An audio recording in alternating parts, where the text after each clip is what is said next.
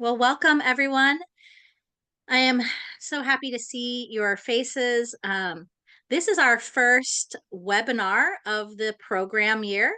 Our adult education program kicked off last Sunday with the hosts and founders of the Pantsuit Politics podcast, Sarah and Beth. For those of you who were there, thank you so much for joining us. For those of you who are online, also, thank you so much for joining us.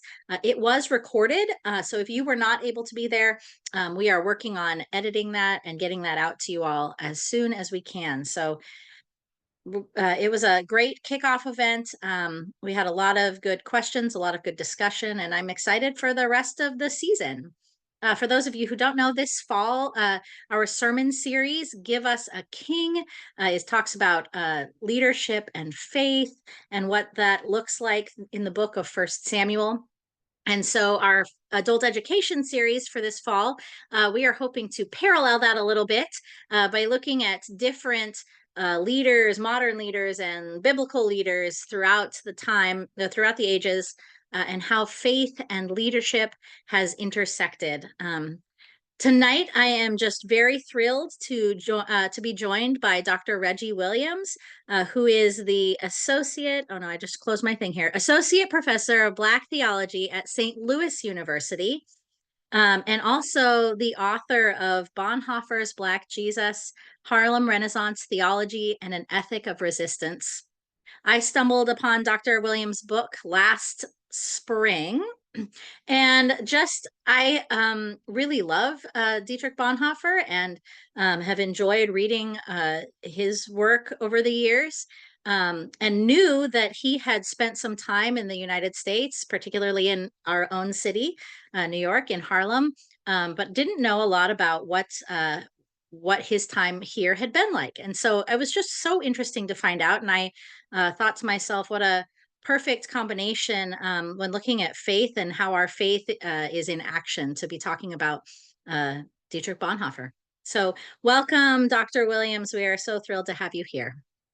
Thank you so much, Amy. It is really a treat to be with you all. I like New York, so to be virtually visiting New York, yeah. I got dear friends there, people that I care very much about who are there as well.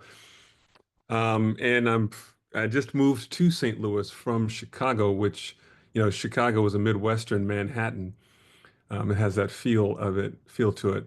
I might ruffle some feathers here by saying I think the pizza is much better in Chicago, just to say it.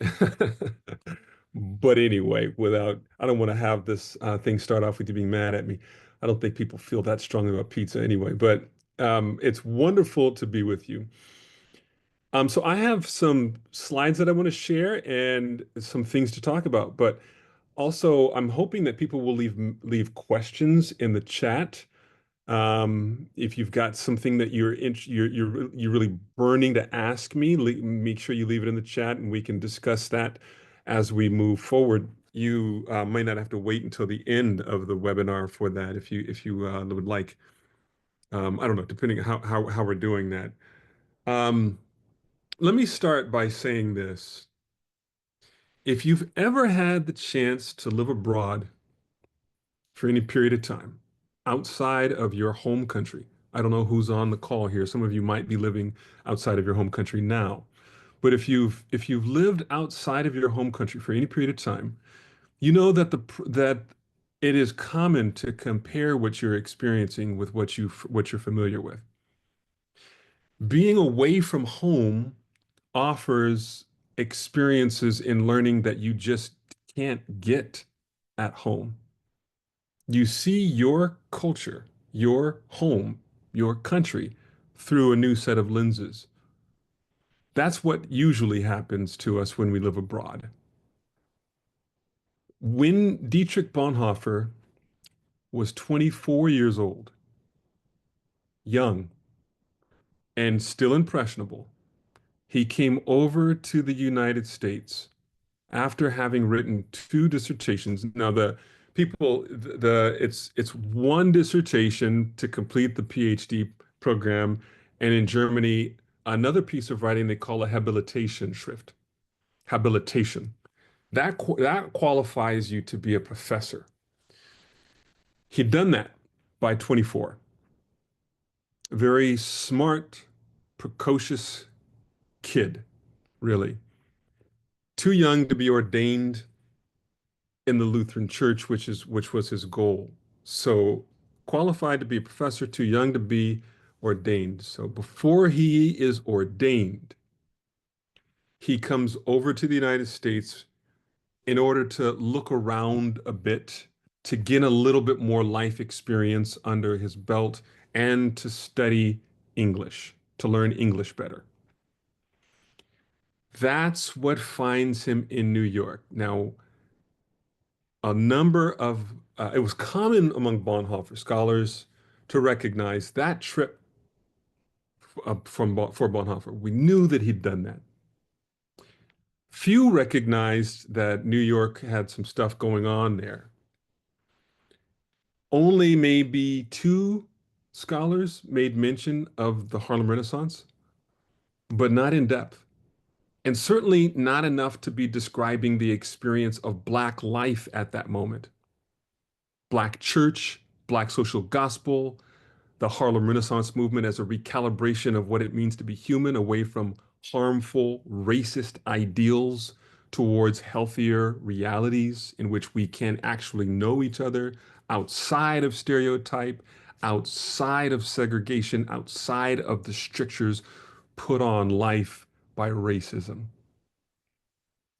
That is a Black world in the formation of a Black aesthetic.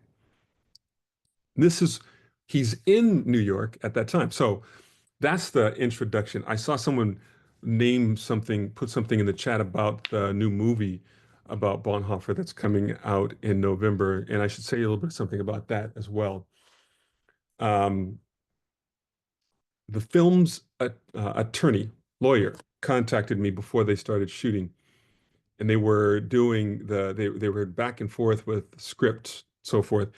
And they contacted me, and I had conversation with the scriptwriter, the screenplay, the writer of the screenplay. He was also the director of the film, Todd Komernicki. We had a long day chat, and then they brought me back to the set of filming. Um, they had read my book, and they liked the concept. It was what they were trying to do with their screenplay. That New York was catalyst for him. So, and then I saw the film, and I was not. Let me say that it was a bit different than the vision that I had of what happened with Bonhoeffer. I'll say that. So I didn't have anything to do with the crafting, with the way that the depiction of Bonhoeffer was crafted there.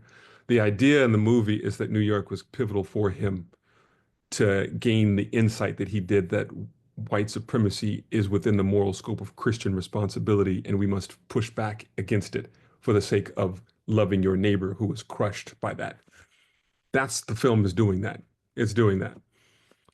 So I will share a couple of podiums with the director of the film, at least one that's scheduled right now to talk about Bonhoeffer after the movie is released.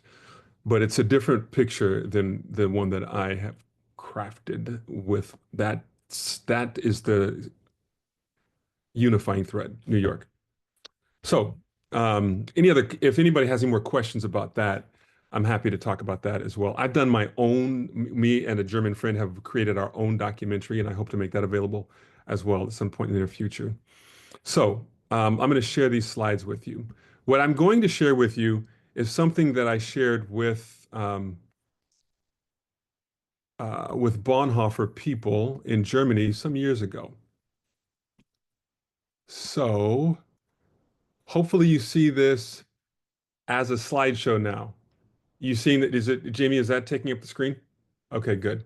You're not seeing my script on the screen, are you? Okay, good. Then you don't I, I didn't say that. So as I was just sharing with you, he comes over to New York in 1930 at age 24. But he is reflecting on the time in 1931. Spring of 1931 was the second semester of his Sloan Fellowship year at Union Theological Seminary in New York. Henry Sloan Coffin was a president of Union who had developed a fellowship for European students to come to New York and get a seminary degree within 1 year. That year, there was a French Sloan Fellow named Jean Lasserre. There was a Swiss Sloan Fellow named Erwin Sutz, and there was a German Sloan Fellow named Dietrich Bonhoeffer. The other two came and completed a Bachelor of Divinity degree, which is today we call it a Master of Divinity degree, while the German Sloan Fellow already had a PhD and qualified to be a professor at the university where he had received his degree. He didn't need more learning. And in fact, he was less interested in sitting under obligatory lectures with obligatory textbooks. He made his classroom the whole city and other parts of the United States. However, he says this, with the arrival of spring, the influential stay in America for the 25-year-old genius by the spring, 25-year-old genius from Berlin, was nearing its final months. Miles Horton was a friend and fellow student with Bonhoeffer that year, who later recalled an uncharacteristic encounter with Bonhoeffer in the lobby of the seminary on a Sunday afternoon during the spring semester. Horton saw Bonhoeffer as he was returning to the seminary from the prominent black church, Abyssinian Baptist, which was not more than a 45-minute walk from Union Seminary. I've done that walk myself several times, into the heart of Harlem. Bonhoeffer was a lay leader there at Abyssinian Baptist, where he and his friend Albert Franklin Fisher, one of a small number of African American students at Union that year, regularly taught Sunday school class to a group of boys. Horton noticed that Bonhoeffer was lingering in the lobby. And to his surprise, Bonhoeffer was quite emotional, which was out of character for his typically logical and unemotive temperament. He was excited to talk about that day at church. Horton remembered Bonhoeffer referring to the black church as, now let me advance this, the only time in New York, the only time that he had experienced true religion in the United States. In that conversation, Bonhoeffer said that he was convinced that it was only among blacks who were oppressed that there could be any real religion in this country. As Horton reflected on this encounter with Bonhoeffer, years afterward, he recalled, perhaps that Sunday afternoon, I witnessed a beginning of what led to his, I'm sorry, perhaps that Sunday afternoon, I witnessed a beginning of his identification with the oppressed, which played a role in the decision that led to his death. The year following that conversation at Union with Bonhoeffer, Horton, together with his friend Jim Dombrowski, also a friend of Bonhoeffer's, went on to found the Highlander Folk School in Tennessee as a place for training in social justice work. Martin Luther King Jr., Rosa Parks, Ralph Abernathy, and other significant figures of the civil rights movement received training at Highlander.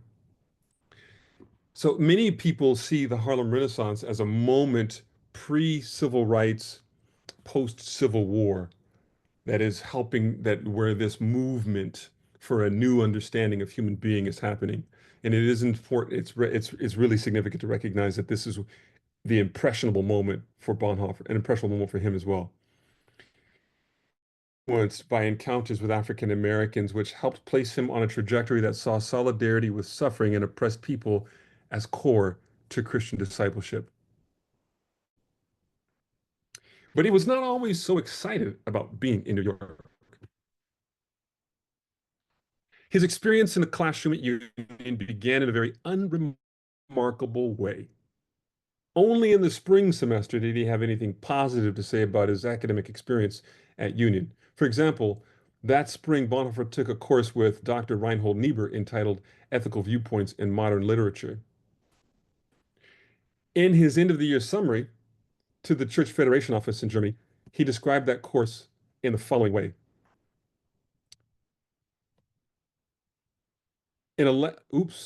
He says, in a lecture course by Dr. Niebuhr, the social and Christian problem was discussed in the context of modern American literature. That was extremely informative. I learned much from my own experiences in Harlem. Now, that class he took with Niebuhr, in which he says that he was learning from his experiences in Harlem, was one in a collection of classes that he took that spring in a course schedule that looked different than it did in the fall. That schedule corresponded with the number of changes that took place with him between the fall and the spring semester. The most notable was his opinions of theology at Union. In a letter written home to his superintendent in December, shortly after the completion of that first semester, he summed up his feelings about the experience at the seminary that fall with these words: "There is no theology here. Although I'm basically taking classes and lectures in dogmatics and philosophy of religion, the impression is overwhelmingly negative. They talk a blue streak without the slightest substantive foundation and with no evidence of any criteria. The students, on average 25 to 30 years old, are completely clueless." Should say that also that when he came over, he's pretty arrogant. He's 24 years old and in a PhD, with a PhD in hand in a teaching position. He's not thinking about spending time in classrooms with obligatory lectures and students who don't really understand the basic tenets of real theological thought. He's pretty arrogant. Now, he was but by the spring, the language he uses about learning in the classroom sounds different. Something had happened to him. And I'm arguing that it is in part, that change in him is in part due to his experiences in Harlem, like the one that apprehended him that Miles Horton saw. His positive description of several spring semester courses, including Niebuhr's class, his encounter with Horton, all indicate a turning for him. They may tell us something of the personal significance that year at New York, in New York for him, and his subsequent Christian witness. That's what I'm saying. In greater detail, I'm also describing certain experiences, trips that he had. Most importantly, the sense of finding a community that places their entire being into the gospel. He came to New York from a compartmentalized Christian experience in Germany. The church is a place where people don't hesitate to get married, to bury the dead, to have catechism and a rite of passage for their children. Most of those people who do such things were wealthy, upper middle class. But he's there at a time when World War I had ended. There's great poverty because of embargo against Germany and a lot of shame on them, blaming them for the war. At the 1919 meeting at Versailles Castle in Versailles, France, the Allies blamed Germany for the entirety of the war and laid a war debt on them. They're paying all this money to the Allies while people at home are suffering, shamed, and hungry. He would also say that it wasn't uncommon to see people wearing clothes made of cloth and paper, eating bread made out of flour and sawdust. Does the church have anything to say to people in these conditions? Now, he's from a wealthy family. Should mention one of 8 kids with a mother who didn't work, with servants in the house as well. She would lead them in Bible study, but the family didn't go to church. Bonhoeffer did after his brother was killed in World War I. He didn't go to church, I should say. He took theology seriously at age 13, deciding he wanted to be a theologian. But when he comes to New York, pick up on this thread again, he finds in Harlem a community of people who are not compartmentalizing the gospel. It's not just a place where they go and do weddings. They are going with their entire being under the gospel, expecting from God. How could they not? It is their entire being that's harmed by forces in the United States. They are targeted and they're hoping from God for something different. God is with them on the cross as they understand it. So they are on the cross with Christ. What I'm showing you here is some of the other content that's present in Harlem with Bonhoeffer at the time.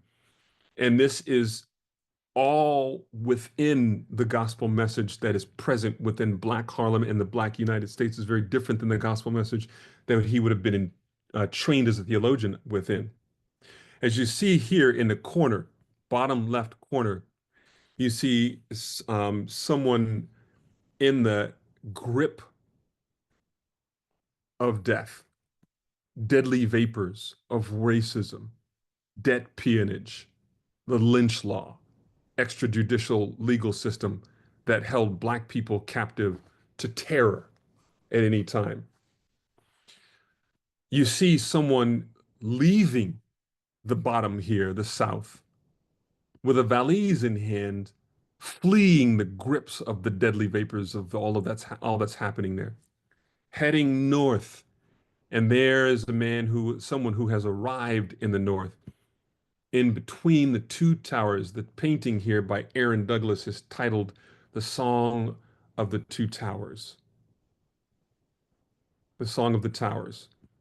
He's holding a saxophone, a symbol of culture and music. And in the background, you see the Statue of Liberty. Now, this person is fleeing on a cogwheel with a valise, and you see the smokestacks. They're heading for hope, for work, for pay. In the South, they were sharecroppers primarily. If you know anything about sharecropping, it's a condition that Black people found themselves after Civil War. You had 4 million free laborers, skilled laborers with no land. You had wealthy landowners whose labor force that they had made their wealth off of was now free and out from under their um, rule, out from under their heel, as it were. And they didn't know um, how to handle the land, how to treat the land, how to farm their land. They made an agreement. You can use the land, you can use the tools, you can use the seed and the fertilizer. It's on loan. You pay us back once the crops are due. And of course, many of them were always in debt because there were no laws that white people were bound to respect when it came to Black people. So they were very, very poor. When they in 1920s, there was um, a pest that was eating the cotton, the major crop, called the boll weevil. And the people who were in debt were in greater debt. In addition to fearing for their lives, they came north on what's called the Great Migration. That is what's being depicted here. That is the largest population shift in US history, when Black people left the South in great numbers and ended up populating the North in the major cities that are populated by Black people today. I'm in one of them. St. Louis was a destination. Chicago was a destination. Harlem was a destination. Detroit, um, Philadelphia, all of these places is where Black populations relocated for industry and work. Now, this painting here by Aaron Douglas, during the Harlem Renaissance, Douglas created something uniquely African American. He's doing this work with two-dimensional Egyptian cave funeral paintings. You know, the walk like an Egyptian type stuff. That's the two-dimensional paintings here, two-dimensional figures. They're silhouettes. Their faces are West African Dan masks and the use of concentric circles.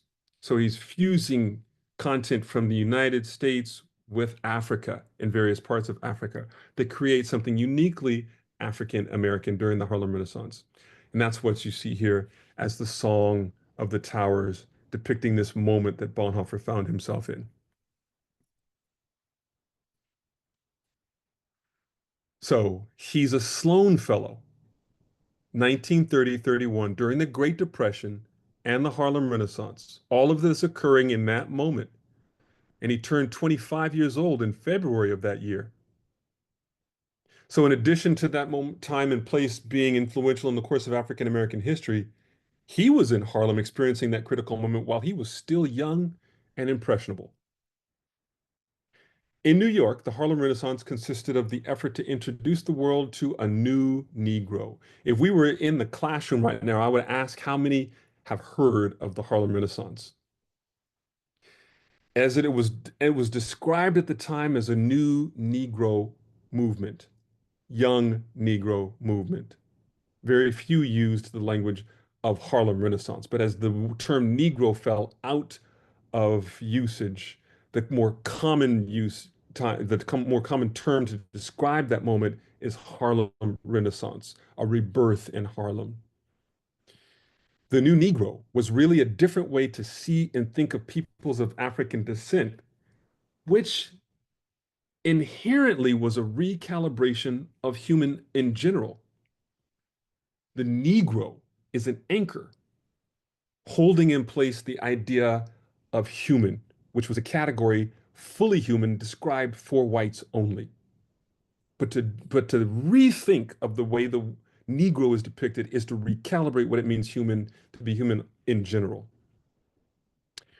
Um, what was common was caricatures of Black people. Now, um, these caricatures meant to demonstrate what's missing in Black people. But what artists in the Harlem Renaissance did was they took Jesus, often depicting him Black, not in ways that show proportionately beautiful images like European Jesus, like European aesthetics during the European Renaissance did, which is a recovery of Greek aesthetics and Greek statuary and so forth in paintings. Those bodies very different than the Africans. What the Harlem Renaissance artists did was they represented Jesus as Black in a because they knew not to they weren't trying to take people in general to church. They knew that in order to get at the way that human being had been calibrated to a false ideal, you had to get at the sacred representation of white people, which was Jesus, and redo that image of him. So here is William H. Johnson with overly, differently proportioned hands and feet. These are proletariat hands, worker hands and feet, so forth, not the proportionate European body. And then you have another one of Aaron Douglas's depictions of Jesus. This is from a collection of sermons by James Weldon Johnson called God's Trombones. This one accompanies the sermon on the crucifixion. Ordinarily, I would ask, again, if we were in the classroom, where is Jesus? And when I asked that question, you thought you knew where he was. Maybe because I asked that question, you're thinking now, is he not carrying the cross? No, he's not carrying the cross. He's here. Haloed. Well, who is this guy? I grew up knowing this tradition. This is a common tradition within Black Christianity. It's the fifth station of the cross. When Jesus could not carry the cross, as you recall, the soldiers made Simon from Cyrene, North Africa, Africa, Black people, made Simon from Cyrene carry the cross. And as the tradition goes, when Simon's Black body touched the cross, Black people started to shoulder the suffering of Jesus. What does that mean for those who inflict suffering and oppression on Black people? They are participating in the passion of Christ, not as one who suffers, but as one who inflicts. The song that I included in chapter 1, "Were You There when they crucified my Lord?" is hitting at this theme. The question implies that the singer was there. Indeed, we were all of us there. What role did you play? Did you have a hammer and nails? Or were you on the cross too? Were you apathetic in watching? Were you there when they crucified? We were all of us there. So I linger here for a moment because this is the tradition of Christianity that he encountered. He comes from a center of Christendom. If you know your history, in the third century, once Constantine made the empire okay with Christianity, and the emperor that follows him made it the official religion of the empire, you had Christendom. You had imperial Europe that was a Christian space, different from the Muslims and the pagans around the world and so forth. Those empires, Christendom as an imperial land was where Bonhoeffer got his education as a theologian, in the seat of Christendom. They had colonies in Africa and other parts of the world, uncivilized pagan lands. These people were spreading culture and civilization to the unsaved heathen. That's an image of Jesus risen with all power, the mighty one from the empires. But the representation of Jesus he finds in Harlem is one who is in suffering, who knows the suffering of people, who knows that by experience. He's not one in power. He's one on the cross. And that leaves a mark.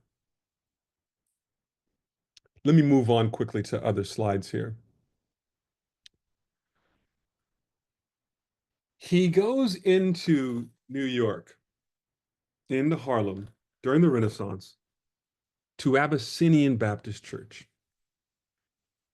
When he's at Abyssinian, he encounters the preaching of Adam Clayton Powell Sr. Powell Sr., the bellicose representative of civil rights, a political figure who was pushing his church to pay attention to the suffering of people during the Great Depression. Now, this is a wealthy church. Many of the members of that church didn't feel it. But he is arguing for participation in suffering by helping to relieve the suffering. Incidentally, his church brought him a really nice, expensive, brand new car, which he didn't want at all. But he ends up accepting the car. And in one day, as he describes it in his autobiography, he's driving up Lenox Avenue, as you know, named Malcolm X Boulevard in Harlem. He's driving up Lenox, and he sees people suffering. So the saying goes, when white America gets a cold, black America gets pneumonia. This is the Harlem Renaissance. I mean, this is the Great Depression. Black America is suffering a version of double pneumonia. These sharecroppers coming up from the South. Powell says, "God, why don't you do something?" he says. A couple of nights later, Powell is at home in bed sleeping. He says he hears in his dream, "Powell, why don't you do something?" And as any good preacher would do, he wakes from his dream, crafts a sermon series. This sermon series, two sermons in particular, Hungry God and the Naked God. This is an excerpt from the New Amsterdam News. These people used to sit, this black newspaper would sit in the sanctuary on Sunday and, as it were, do play-by-play. This is an excerpt from one of them. one of their reporters on the sermon, A Hungry God. We clothe God by clothing men and women. Jesus interpreted this as a command to clothe men and women when they are naked. When you give men and women coats, shoes, and dresses, you are giving clothes to God. If the Bible does not mean this, it does not mean anything. Men need sympathy just as men cannot live on bread alone. We could say women too, clearly. People, they cannot live on sympathy alone. Jesus gave as much time to feeding the stomachs of people, let's help him out, as he did to feeding their souls. This would have been very significant for Bonhoeffer to hear this. Why would that be so significant? One of the things that Bonhoeffer was known for in his theological architecture, what he devised, was a notion of Christ as our vicarious representation. The word is Stellvertretung, vicarious representation. In German, Stellvertretung.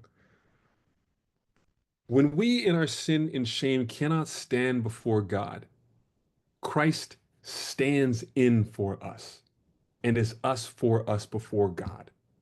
We don't know ourselves outside of Christ because Christ is us for us. To know yourself is to be in Christ. Christ is there for us. As Bonhoeffer puts it, Christ is there for us. He is being for others, both in its noun and its verb sense. The being for others and being for others is what we must do.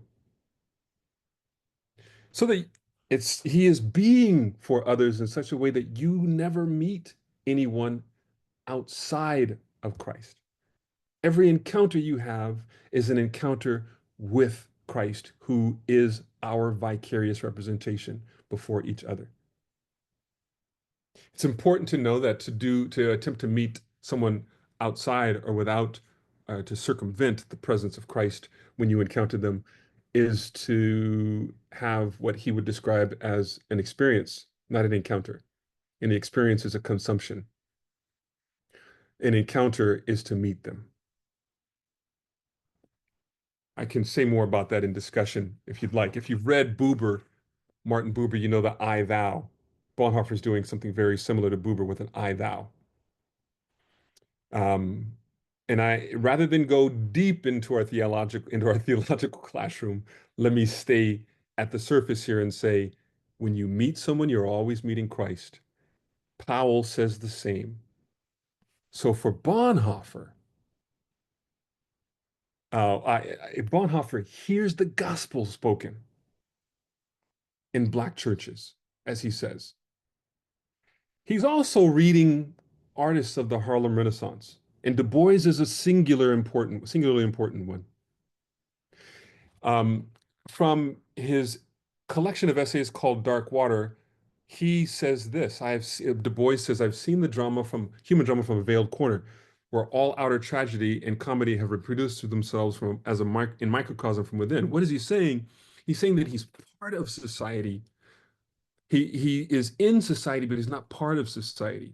As a Black person, he is not well in society. He sees it, as it were, from a veiled corner, as one who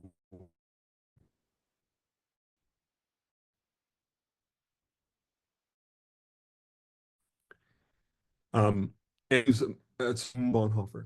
He here would see something of the Black America, he said, that is behind the veil of, and he introduces it in his book, The Souls of Black Folk, and he includes it later in, in other writings as well. The veil is like one way of describing it, a movie screen that lowers over the body of people of color so that when you're seeing them, you're not actually seeing that person, you're seeing projections, stereotype, and white supremacy from a white racist world.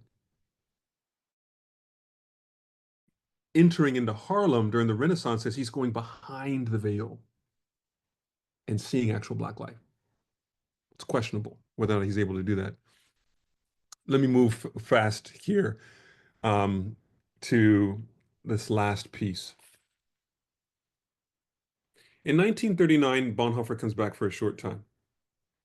I should say he goes back over in 31, back home, enters into a church struggle against people who want to make the church, make Hitler head of the church as well as the government. It's called the Kirchenkampf, the church struggle. Bonhoeffer is participating in the church struggle on the side of the confessing church. The confessing church has its documents, its statements that say we have no God but God. Christ is the Lord, and we follow only God in reference to the church and worship him only. There is no other deity. Whereas the Nazified church nearly worships Hitler. It's a cult of personality. And, but they want to have the church be the domain of the gospel, not Hitler. It's pitched battle. In 1939, they can see the writing on the wall. War is going to happen. Friends in the United States try to get Bonhoeffer to come to the United States and take a job at Union where he would have stayed in safety for the rest of his life. He comes over for a couple of weeks, decides he's made a mistake, takes the very last boat back. But while he's there, he's writing a document assessing the conditions of church and Christianity in the United States. In that document called Protestantism Without Reformation, he includes a segment on Black Christianity. In that segment, he mentions was where you'll find his mention of a poem. The only time he mentions a poem by name, it's by Countee Cullen, called The Black Christ. Cullen's poem, The Black Christ, is something that Bonhoeffer references by name because it does something that I think helps to illuminate his own experience. You have a white Christ and a black Christ encountering each other. One might say conceptually, that's what happened when he came to New York in 3031.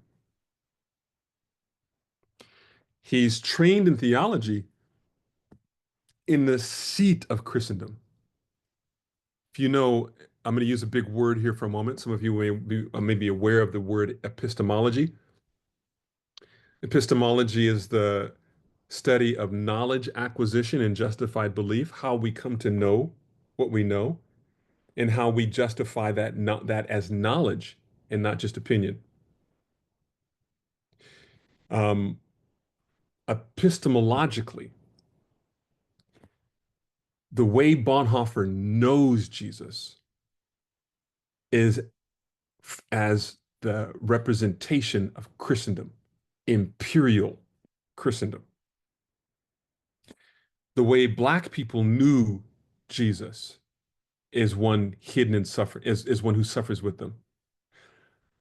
The direction of theological knowledge in the United States for years has come from Europe to the US, to the West, further west. You might say even if you've gone to seminary, from Germany to the US. Something different happens, slightly different, I would argue, at least in his turn towards a pious experience of the faith, comes from Harlem with him over to Germany. You might say a reversal in that epistemological flow to a certain degree. In this poem, you see some of how that happens, the encounter between a white and a black Christ for him. Cullen writes this poem in 1919 in France. And he says, hopefully dedicated to white America. The poem has three characters in it. A pious, Job-like person who's a mother, and her two sons who function in a role similar to Job's friends, accusers, especially the older one who's the narrator. There is a moment in the poem where the encounter is pitched. Um, and he describes it here. I'm sorry, this is a section from the Protestantism without Reformation. For American Christendom, the racial issue has been a real problem from the beginning. The young, forward-looking generation of Negroes are turning away from the faith of their elders because they view it strong, eschatological. That's pie in the sky. Life will get better in the by and by. You can have all this world. Give me Jesus, as an obstacle to the progress to their race rights. This is one of the dangerous signs of the church's guilt in past centuries and a grave problem for the future. The fact that today the Black Christ of a young Negro poet is pitted against the white Christ reveals a destructive rift. That's the German word for the rift within the Church of Jesus Christ. Many white Christians, through influential organizations, do whatever they can to improve relations between the races. And discerning Negroes recognize the serious difficulties. But today, the general picture of the church in the United States is still one of racial fragmentation. Blacks and whites come separately to word and sacrament. They have no common worship.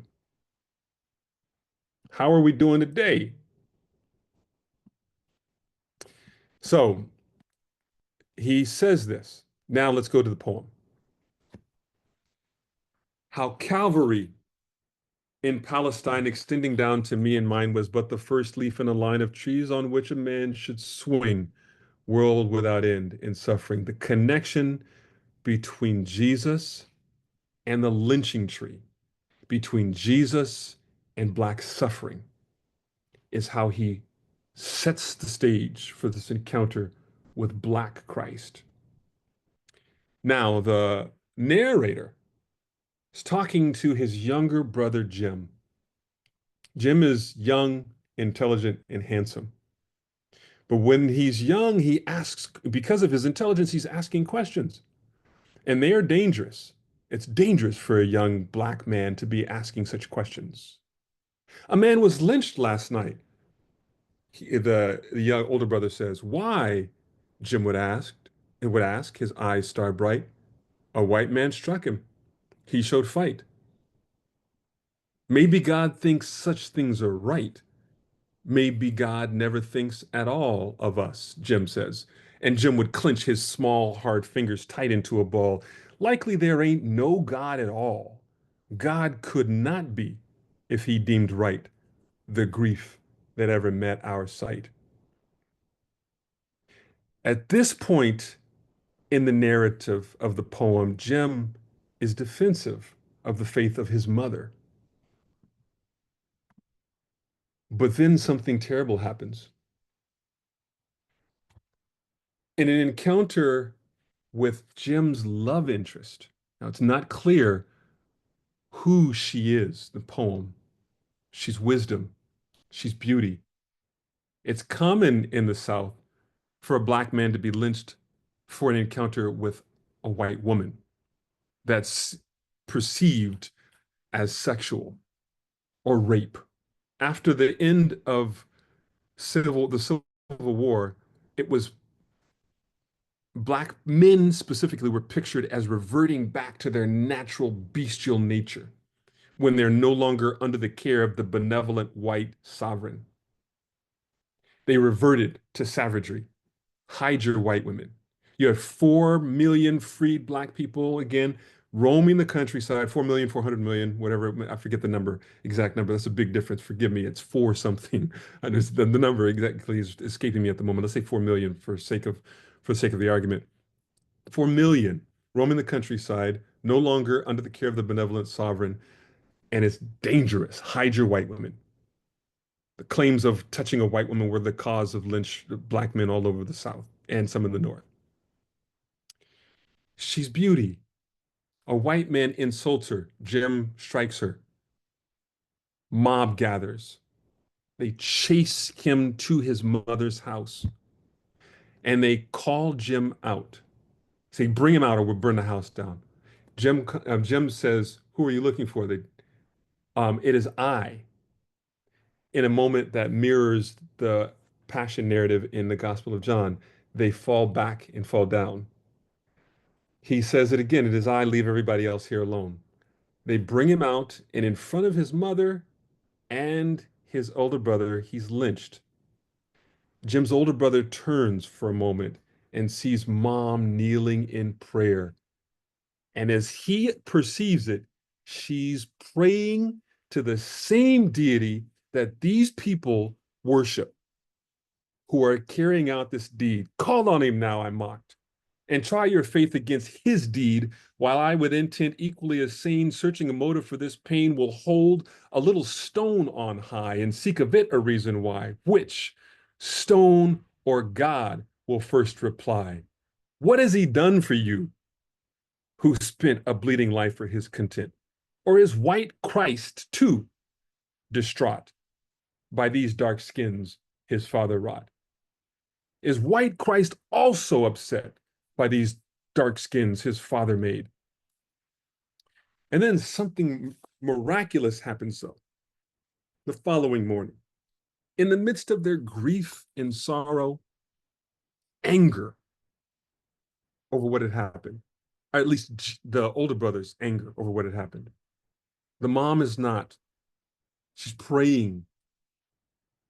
And it is clear in the morning that her Christ is not white. Jim comes walking back through the door. And the elder brother sees him, has an epiphany. O form immaculately born, betrayed 1,000 times each morn, as many times each night, denied, surrendered, tortured, crucified.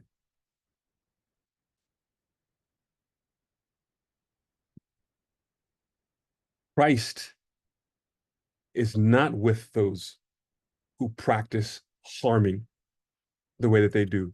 Practice oppression, practice harm, cut, kill, lynch, discriminate, oppress. That's not where Jesus is. Clearly, Jesus identifies with those whom they harm in their lust for power. Christ literally is our brother. This is the Christ Bonhoeffer hears, and this Christ turns Bonhoeffer pious. I heard the gospel preached in the Negro churches, Bonhoeffer's own words. Here one really could hear someone talking to Christian sense about sin and grace and love of God and ultimate hope, albeit in a form different from that to which we are accustomed. In contrast to the often lecture-like character of the white Christ, the black Christ is preached with captivating passion and vividness. He's had something happen to him by encounters like this. Now, when he gets back to Germany, now I'm still in 1930-31. This is before Protestantism without Reformation. He's already had these encounters with the black and white Christ. He gets back to Germany. Hitler is making a move. He's making his move. Hitler knows that in order to gain the numbers that he needs in the Reichstag, in the German government, with his Nazi movement, he has to depict himself as Christian. He makes use of the faith of the country. Here, his propagandist, I took this picture at the location where the Barmen Declaration, which was a key piece of literature in the confessing church movement in Wuppertal in Barmen. This was a display there. It shows his propagandist took a picture of him leaving the church, standing under the cross, hat in hand, looking down, pious, as he's talking about the Jew as a contaminant on the country, immigrants as well, and Jews specifically. They stabbed us in the back. the reason why we lost World War I was because of the Jew who stabbed us in the back. They are a biological contaminant in the country. We are an Aryan people, and the world is made better by the spread of Aryan culture, colonization, spreading out from Germany with the spread of German culture and civilization, colonizing the world. This reverse colonization that weakens Aryan blood and resolve has happened with the Jew in our midst.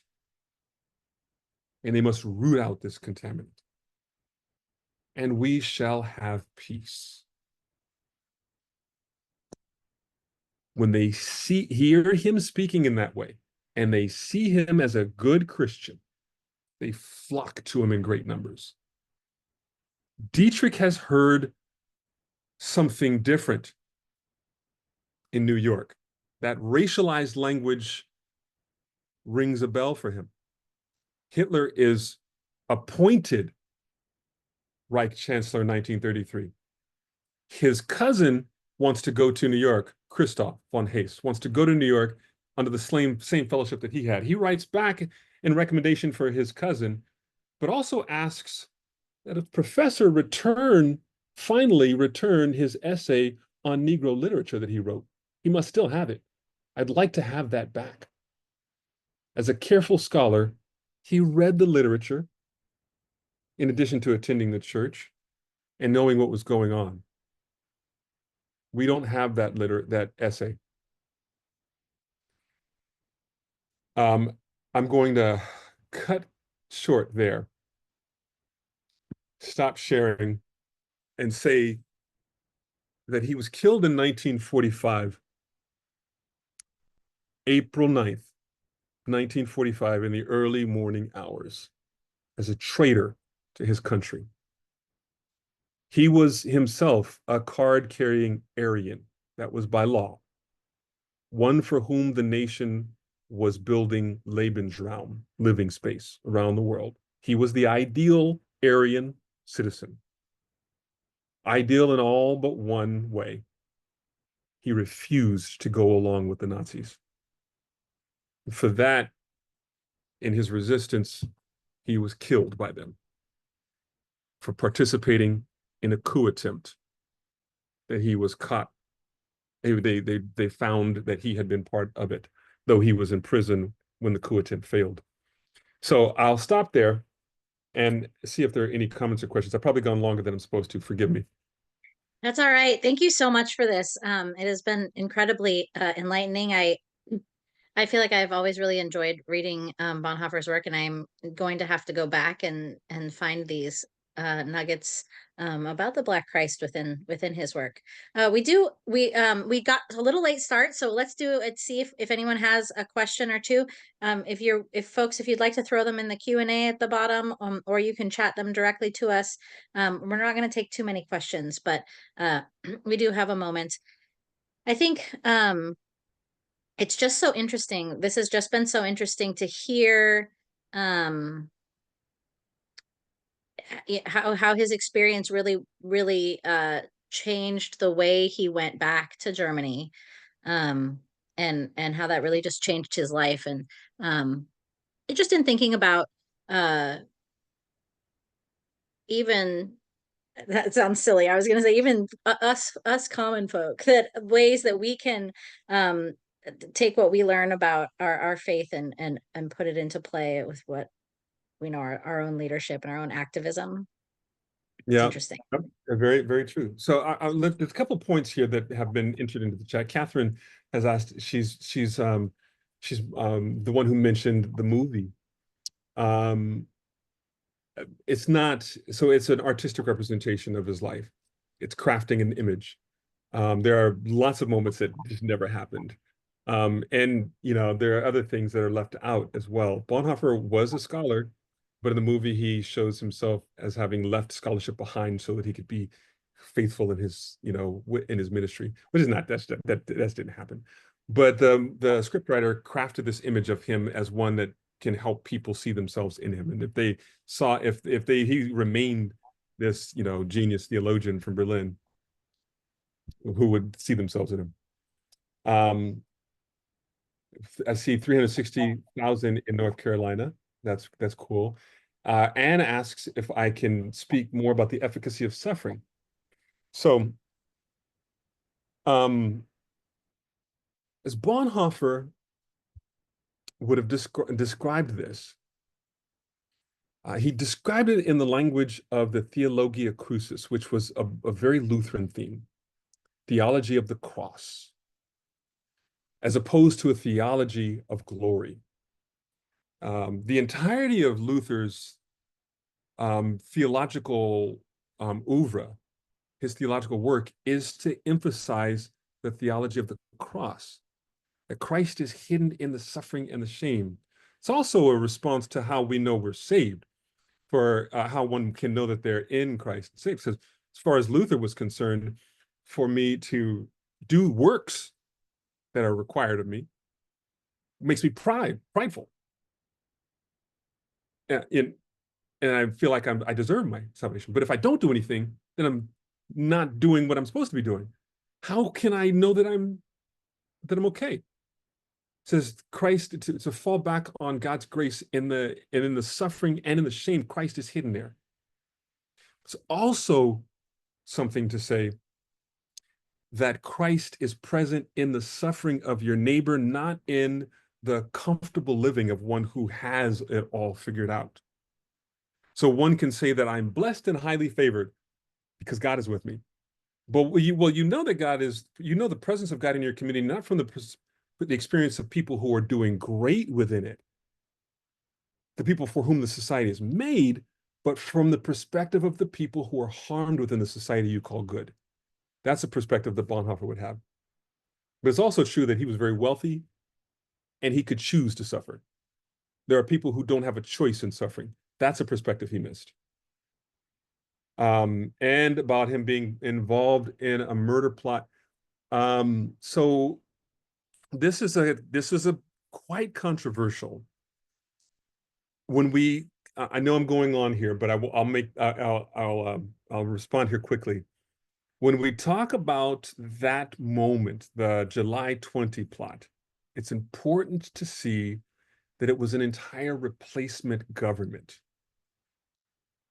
This is not simply, you can see my light here on my head. Sorry, I'm trying to do a better job in the light. It's not simply a murder plot, not alone. They had a whole government, and it is a totalitarian moment. You cannot simply push back against the government and win. You have to, as they understood it, take out the head to replace the government. If the head remains, the government stays, which is exactly what happened. The July 20 plot failed. If you've seen Valkyrie with Tom Cruise, that's the plot. That's the moment. Hitler survives, the government stays. If he is taken out, you can replace the government. And that's what happened. And it's caused a lot of confusion for people ever since. Was he really a pacifist? Did he remain a pacifist? Did he find pacifism okay at one point and threw it out because it's impractical?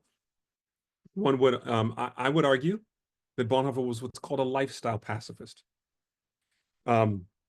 Controversial theologian John Yoder wrote a book called Nevertheless, in which he details like 10 different kinds of pacifisms.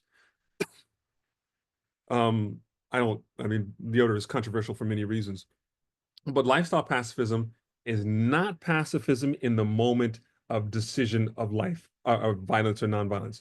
It's not in this moment where somebody's fighting you that you make the choice on whether to use force or not. Not in the moment of, enemy nation attacking you, you make a decision to use force or not. It is in the way in which one lives on a daily basis as a peacemaker. Practices one engages in to be at peace on a regular basis, to avoid war and harm. That is the way Bonhoeffer lived. He was consistent with that completely. Many would argue, and I would too. All right, so I have kept you much longer than I intended. That is all right. Thank you so much for this. This has been wonderful. Thank you all for joining us. Dr. Williams, this has been a fantastic presentation. I think folks have had some really great questions and hopefully have gotten some deep insight into Bonhoeffer's time here in the United States. Folks at home, we have another adult education next Sunday. It is in person next Sunday at 12:30 p.m. We will be talking about the Book of Judges for these times. So continuing on with our program about faith and leadership. So again, thank you so much, Dr. Williams, and everyone have a wonderful evening. Bye. Bye.